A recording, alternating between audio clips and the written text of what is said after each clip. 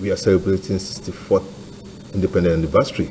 And Mr. President Bola Ahmed Tinubu this morning told us a lot about policy reforms, how we are trying to move away from the debt burden that we find ourselves in the past years. You know, he talked about changes in policies, yes, that we need it now. Health, uncertain future might come around. He talked about the foreign direct investment that has hit close to 30 billion US dollars in the last 16 months that he came to power. He also talked about free enterprises, that's a free entry, free exit of businesses and all that.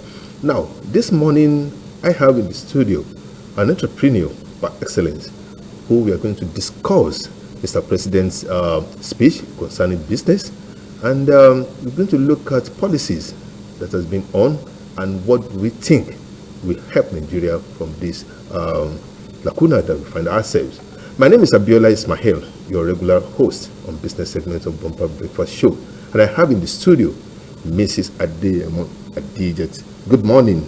Good morning, sir. You're Happy welcome. Independence. Happy Independence, madam. A local assembly plant. You're on green. I'm on green. 2,000 John Deere Land is tractors. green. Yes. You're right. Now, Combined let's look harvester, at Mr. President disc speech. riders, In your own view, let's start from there. bottom What plows, can you pick? and other farm what do you think equipment. the future lies The for plant Nigeria? Well, has a thank you. completion time of 6 months. Right now, I don't even know. Our what to energy say about transition that. program A lot of is on people course. Are really expecting. We are expanding more the from the adoption president. of the But presidential initiative As it from is now, compressed you just have to do natural whatever gas he's telling us. for mass transit with private what I'll sector pick players.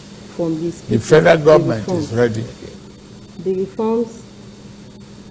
I pray it favor the business SMEs, owners, owners yes, and all that. business owners, because if we don't work with the business owner in this country, we are sitting on a time bomb, because they contribute 48% to the national GDP. A lot of them they have collaboration with foreign investors. A lot of the investors, they've gone back to their country because of these policies, this increase in taxes. Generally unfriendly enabling environment. Everything is just not working for us in this country.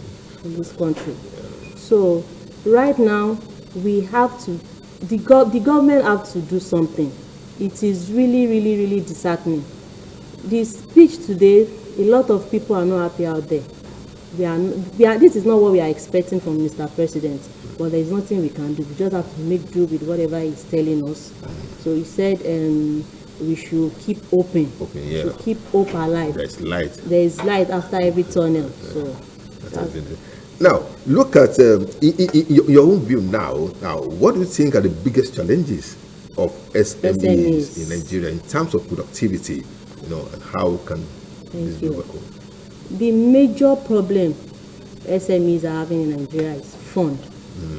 They have fund constraints, because a lot of them, the capitals they've been working with for years now, this 2024 has not been enough for them to work with. With the increase in interest rates, light tariff, fuel.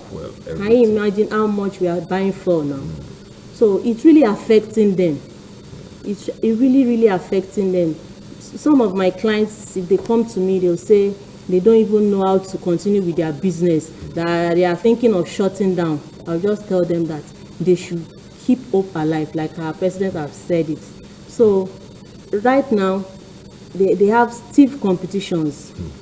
Yes, a lot of people that have money. 30-day conference. We unite young those with people small capital, nationwide they cannot compete to collaboratively develop solutions to issues such as education, there's no bad road in this country. employment, there are a lot of bad roads in our country, security, which is really and social affecting justice. The SMEs. The modality Then of this another thing conference is and selection of exchange rates. A lot of people that are bringing in raw materials from abroad, so they cannot afford to do it again. Now, when you look at the Nigerian economy, some people believe that we are managing a fluctuation economy. that today you have this policy, tomorrow this policy will be changed in order to ensure that we have a smooth landing, that's according to the government. But in your own view, has Nigerian environment impacted anything in terms of SME productivity? Yes, they have. But the problem we have is our leaders. Okay. Because in fairness to the government, they tried in some ways in helping the SMEs with funds. But they are not going about it the right way. Because I heard sometimes that the president gave out some funds that should be distributed among the SMEs. Okay. But a lot of them are being politicking it. Okay. It is not reaching the end user. Okay. So the funds are being distributed among themselves. There was a time they said they distributed fertilizers to farmers. A lot of farmers did not get it. So even if you go there, they will tell you, maybe you should go and bring some things before you can collect it. So they are trying, but they should connect more with SMEs. Okay. They should connect more with them. Now, if we are talking about connection with SMEs, now what should SME also do, entrepreneurs, in terms of adapting and remain competitive despite this economy? Thank you. Innovation. Okay. A good SMEs have to be very innovative. You have to keep thinking outside the box. You have to think ahead. Your mindset has to be very, very, very important. You have to think of, okay, in the next 2-3 years, where do I want my business to be? So you have to think outside the box. You have to be innovative. You have to look at this digital technology thing. A lot of SMEs do not have shops or companies, but they do it online. They do it online and they connect with people all over the world. I have a client, she sells kuli kuli. She's here in Nigeria and her kuli kuli is all over. So she exports to them. So a lot of people buy from her. So they should innovation. That is the main thing. Okay. Yes. Now, in your point before, you talk about financing, access to finance is one of the issues that SMEs are facing in Nigeria. Yes. But how can we break this barrier? Thank you. See, I will tell the government this is what they should do. The government have to work with the banks. Okay. If they go to the banks, a lot of SMEs that have CAC, that register their company, so they have company accounts. Yes. So the banks knows, okay, this is a company account, this is that. So they can just transfer the money directly to the SMEs through banks. So it's not a must for you to go through maybe any governor, so they can just do it like that. So in that way, a lot of SMEs will receive more funds from the government and they will appreciate it. Now, invariably, to bridge this gap in terms of fund and know that it is only the bank, but we believe that there are some banks who, their core area is to finance SME, where some banks, their core area is to finance oil and gas. Some are to finance education. But in your view now, it is the bank that can help out in terms of funding SME. Why I said the bank is, lots of SMEs are company accounts. Sure.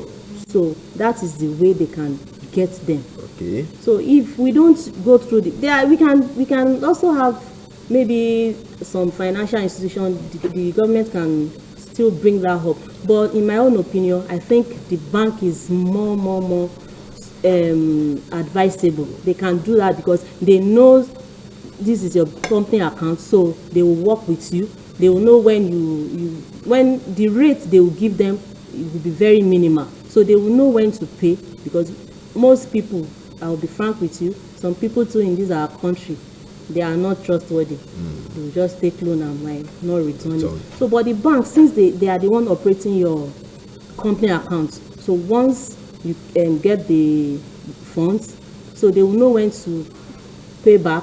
So they will know how to, it's going to be an auto. Sure. So they will know how just to deduct it. So that's why I said through the bank. Yes. Now, how can you, technology, and digital information help. We are in the area of AI. Yes. Now, help SME in terms of productivity in Nigeria today. Yes. Number one is time management. Okay. You know, before you want to write receipt, you want to write invoice, you want to write this, you have to go manually. Sure. But right now, you have everything on it. Okay. If you have your laptop, you are good to go. So a lot of SMEs, they have to go into the digital world. In the next 5 years, my brother, AI is going to take the world. All this robotic, all these drones, maybe they will be the one doing our deliveries now. All these dispatch rider, they might be out of their jobs. So technology is really, really taking over. Now, look at Nigerian population. 60% are youth.